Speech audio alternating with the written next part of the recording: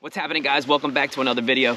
And in today's video, I want to show you some of the things that I've learned on my forward-facing sonar to actually help you become better on your forward-facing sonar. So let's go check it out. All right, so the first thing, and everybody probably already knows this, is that you actually have to be out on the water. The more you put the time on your forward-facing sonar, obviously the better you're going to become at it. So putting the time on the water is the #1 thing that you could possibly do to get better with your forward-facing sonar.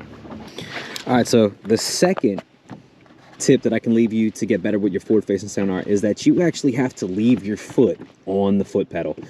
If you're fishing and it's windy, as you can see, it's windy here. If you get on the target, within a second, let's see right here again. Within a second, let's go to the target. Where's it at? And it's not even that windy out. There's the target. So I'm off the pedal. I'm off the pedal, I'm off the pedal, and it's slowly drifting away. Now you can't see the target, you see that? So keeping your foot on the pedal at all times is a must. If you want to get better at it, you have to stay on it, because sometimes when you make a cast, you'll actually have to pan back and forth to try to locate your bait. If you don't see your bait, then you know it's the cast is actually pointless. Now if you know that there's a brush pile that's out there, you know, you can obviously let it go down and get into it. But if you're trying to target suspended fish, or you're trying to, you know, you see this fish but they're not biting, and you want to try to, you know, get them to react to a certain retrieve that you're doing, it's very important that you see that bait when you're working it. So keeping your foot on that pedal to, you know, go back and forth to locate that bait is very, very critical. You have to be able to see your bait.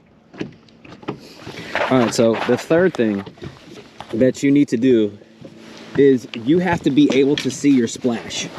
Now if you look up here, you can see that this line right here is kind of like under the boat. So the boat's here, and you can see this line kind of coming up. A lot of the times, if this line is all the way across, because your angle, let's see the angle real quick.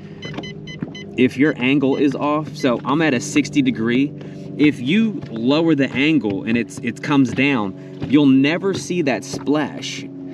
So you need to make sure that you have the right angle or the degrees when you set your units up for your forward-facing sonar. You need to make sure that when you make a cast, and you can just pitch it right out here in front of you just to see if you can see that splash. And if you don't see that splash, you need to adjust your settings to where you can see that splash.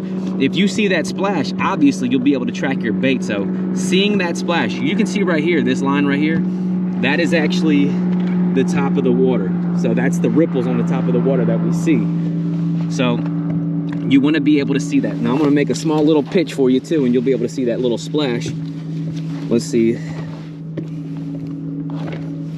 Of course, put it back on network. All right, so we're going to pay attention. I'm going to just chuck it out there. All right, so there was the splash. You see the bait going down. Now I can track that, and now you can see too how quickly I don't see that bait. And that's why it's very, very important to keep your foot on the trolling motor so you can pan back and forth for it. But you definitely need to be able to see that splash. The splash is very, very important in order to track that bait.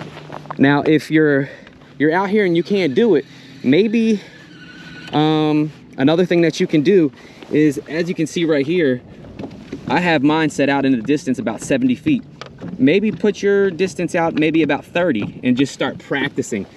And another thing too is use a bigger bait, or use something that's a little bit more dense. For example, using tungsten. It may be a little bit more expensive, but using tungsten will help out tremendously, because the return back on the sonar is a lot brighter, and you'll be able to track your bait a lot faster and probably a lot longer. All right, so the last tip that I want to leave you to help you get better at your forward-facing sonar is making accurate casts. I'm an elementary school PE teacher. I take my rod and reel into the gym. I'd stand on one of those lines and just try to make an accurate cast. I would literally stand on one of the lines, maybe the basketball line for out of bounds, and just try to make accurate casts and see how close I can get to the line, you know, that I'm standing on. And then every once in a while, I'd stand on an angle line. So like if I was on this line here and the other line went this way, I would stand here and then try to make an accurate cast going this way. So your casting accuracy obviously is very important, because that cone that the forward facing sonar puts out, if you cast it and you're outside of that cone, you're not going to ever be able to track your bait unless you come off and you find it. But a lot of times, if you're pointing forward and you see that fish and you make a cast over here, but you track your bait over here, well, your bait's not where the fish is. So making accurate casts is very, very important. So there you have it, guys, right there. I feel like those tips right there are probably the most helpful tips that I can give anybody to become a better forward-facing sonar fisherman. But like always, guys, I appreciate you coming along. If you haven't subscribed to the channel and you want to see upcoming videos, go ahead and subscribe. Hit that like button if you enjoyed it. Continue to follow Bassn Buddy, and I'll see you next time. Peace.